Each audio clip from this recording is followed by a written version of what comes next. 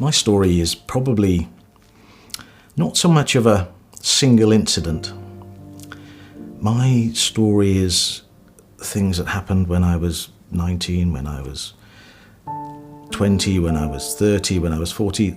We always talk about having a bucket and how for some people it's filled up immediately with one incident. It's so horrific. And slowly, my bucket did fill. Well, I joined in 1978, straight from school.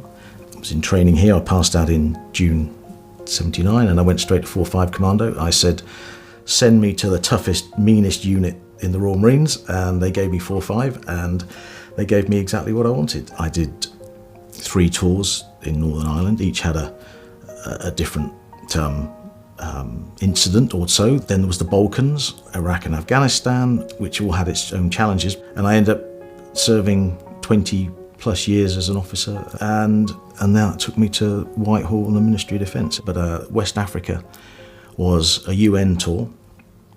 It was based in Liberia. Actually, as it turned out, the mission was closing.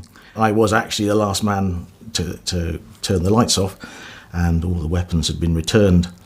And I drove through a place called Mam Point in Monrovia, and there was a vicious machete fight that was taking place in front of me.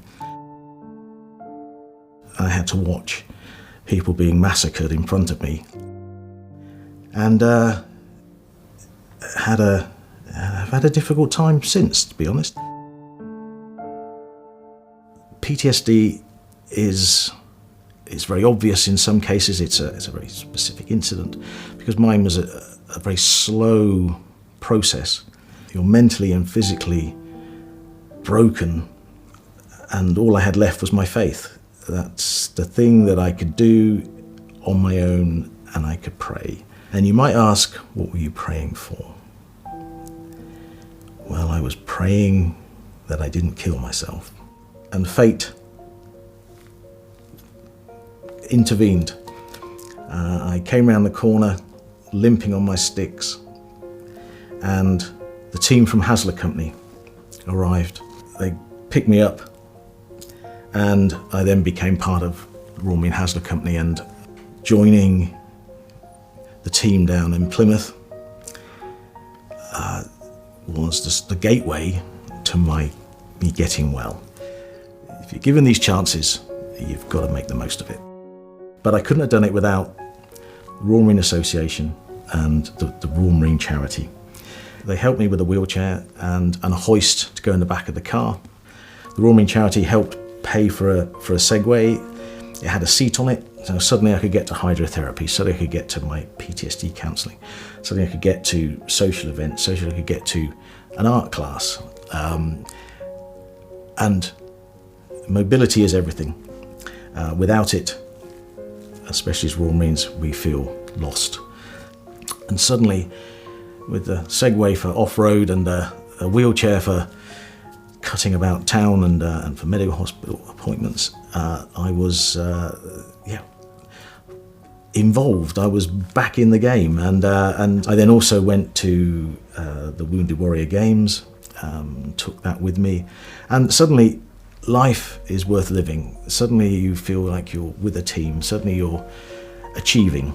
I discovered archery, and I helped put a team together, and we went to the Invictus Games, and funding for the archery equipment came from the Royal Marine Association and the Royal Marine Charity.